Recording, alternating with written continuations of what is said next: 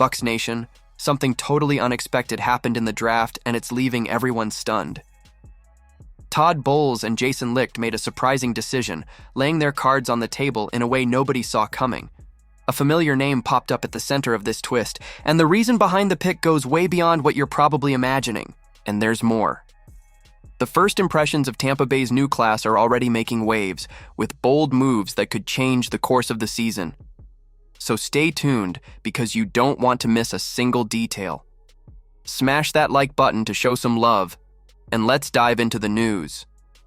When the NFL draft chaos kicks off, it's all about scouts tossing opinions around, coaches doing deep dives, and GMs hunting for that hidden gem. For the Tampa Bay Buccaneers, it was head coach Todd Bowles and GM Jason Licht leading the charge, and all roads eventually pointed to Emeka Egbuka. Holding the 19th pick, the Bucs had some glaring defensive holes, and most folks figured they'd grab a linebacker like Jahad Campbell or maybe snag an edge rusher like Mike Green. But when everyone expected Tampa to zag, they went full zig and pulled Emeka Egbuka's card off the board. Now, Bowles didn't keep it a secret why they were so hyped about this pick. He said it plain and simple, it was Emeka's character that sealed the deal. The character of the guy, the character of the man, tells you everything you need to know, Bowles said. It's rare, super rare, to find someone where the man and the player match up perfectly. There are a lot of good players in the league, sure, but when you find one who's elite on both sides as a player and a person, that's the dude you want. Bowles and Licht weren't just in agreement, they were completely locked in with no second guessing. And honestly, Bowles has a point. Egbuka isn't just another flashy wide receiver. He's the kind of guy who loves doing the dirty work, throwing blocks in the run game, grinding through the technical parts of being a receiver that most players overlook. He's all about the details, about the grind, and you can bet the Bucs saw that. Tampa Bay didn't just draft a baller, they picked up a dude who lives and breathes football, who's proud of the work he puts in.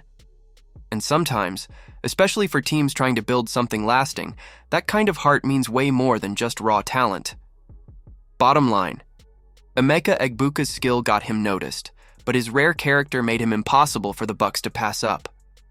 So, Bucs fans, do you agree with this unexpected decision? Drop your thoughts in the comments. And hang tight, because what's coming next about the rest of Tampa's draft class is even more surprising. Alright, Bucs fans, the draft is in the books, and now it's time for the real fun, handing out those first impression grades, like we know exactly how these guys will pan out.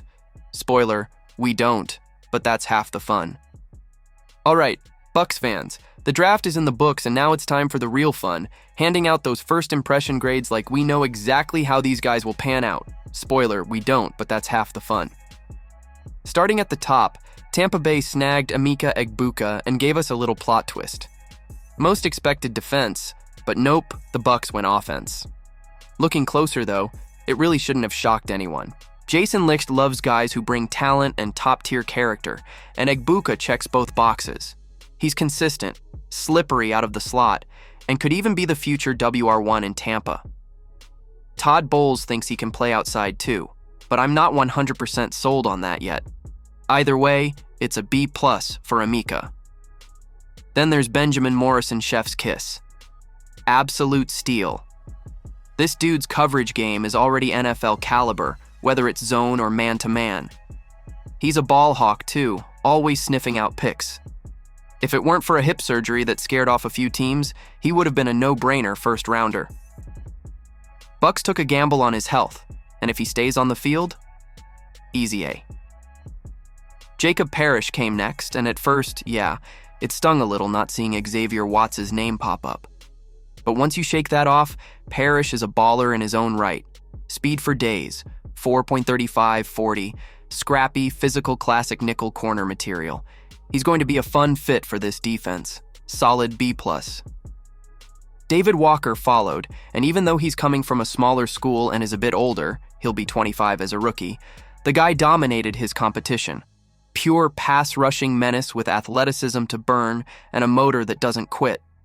Everyone loves finding that day 3 gem at edge rusher, and Walker's that guy. Another B+. Elijah Roberts? He's a bit more of a project. Led the nation in pressures the last 2 years, but he's kind of a tweener, not exactly sure where he'll fit on the Bucs front. Probably going to slide into that Logan Hall hybrid role inside. He's got good size and power, but it's a bit of a wait-and-see situation. B, for now. Finally, Tez Johnson is just pure electricity.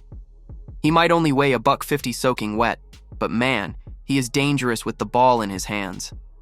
Think Dante Hall or Darren Sproles energy, small but mighty. If the Bucs use him smartly as a return guy and gadget weapon, he could flip games in a heartbeat. Love the upside. Easy A. So yeah, Tampa cooked up a sneaky good draft. Some safe bets, a few high upside swings, and a whole lot of guys who fit exactly what this team's been about. Can't wait to see how this group shakes out. If there's one thing the Bucs front office proved, it's that they're not afraid to take risks when they believe in something bigger. The first pick was bold, and the rest of the draft followed the same path, chasing talent, character, and tons of potential. Sure, there are still areas to watch, but if things click, this class could be remembered for years to come.